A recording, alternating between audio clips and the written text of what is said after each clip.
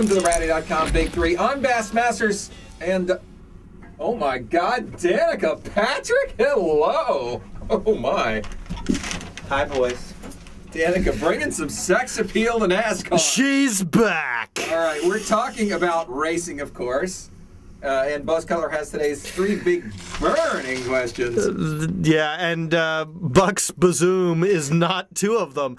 Issue number one, Danica Patrick is making her return to the NASCAR Nationwide Series. I thought. This weekend. Fusion Pro Glide. This weekend at New Hampshire Motor Speedway. Do we care? I care, yes. We care. Look, let's be honest, okay? It may not be rational that we care. Maybe we shouldn't care, and but we do. We're very interested. She has succeeded in hyping herself in such a way, and she's performed well enough in the IndyCar Series for us to say, I wonder what she could do in NASCAR. Yes, we're all interested. Yes, we want to see how she does. Personally, I would love to see her succeed. I know there are others who feel the opposite way, but I think it's great. I still think it's great. I think it's fun. I think it's awesome. I think it's rowdy. I want her to succeed in the sport. I want her to do well, and I'm glad she's here. If you asked me whether I thought she was going to do well, I'd put the chances down around 15%. I will say this, though.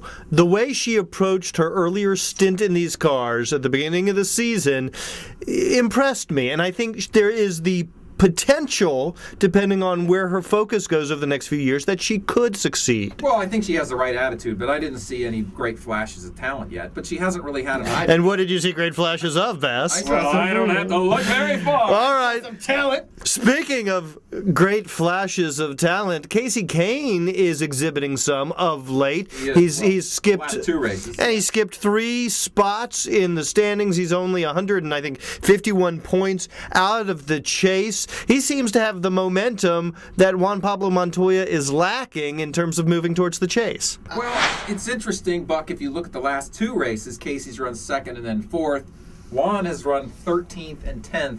And as I said on yesterday's Rowdy podcast, I don't think 10th on a road course is good enough for Montoya, but they're pretty much neck and neck at the points. They are neck and neck in the points. It's very interesting to see if this new engine is helping out Kasey Kahne. He says he can feel it. He says it is. Is it the placebo effect, or is it really the engine? That's a good question. I don't think the Fords, their problem to me is not a horsepower problem, but more horsepower can only help. Plus, if you can run more tape on the nose and the weight's a little bit lower, that should help your handling as well. Keep your nose up. But honestly, if you look at their season so far, Kasey Kahne has had 4 finishes in the 30s. Juan Pablo has had 6 finishes in the 30s. He's just dropping like a 4 rock. major problems in the 16 races we've run so far. Actually had a pretty good streak going until he hit Charlotte and Dover, where he finished in the 30s again.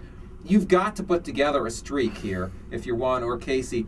They're both capable of doing it, and I do think one of them's going to do it.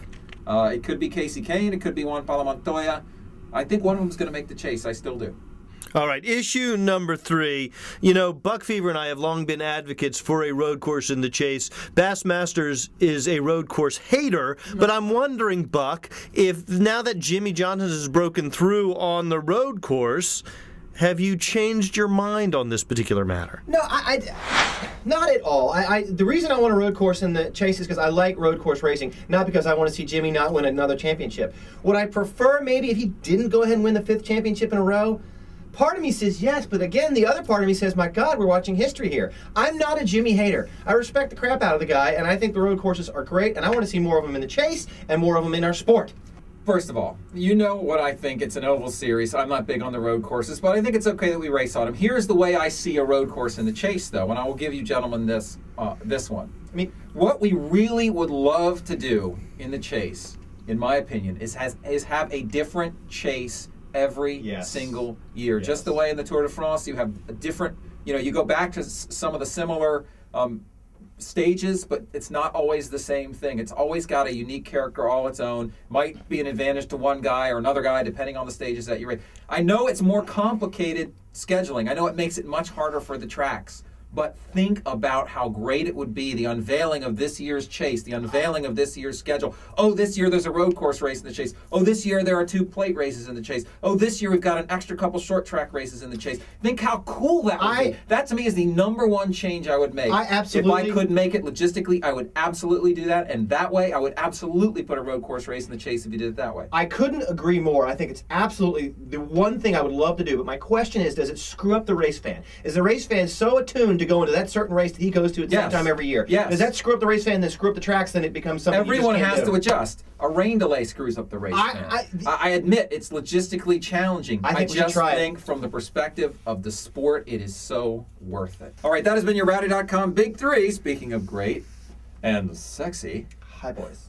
Bassmasters sitting alongside Danica Patrick. We do have a daily Rowdy podcast and a website known cleverly enough as Rowdy.com. Do join us over there. We'd love to have you. See, coming over. Hey, alone. Or this for you, Danica. Do you remember that commercial? Will you stop cupping your breasts, please? Like, Jeez, I gotta cut around all your breast cupping. Rowdy.com. Say it like it is. Say what like it is? Rowdy.com.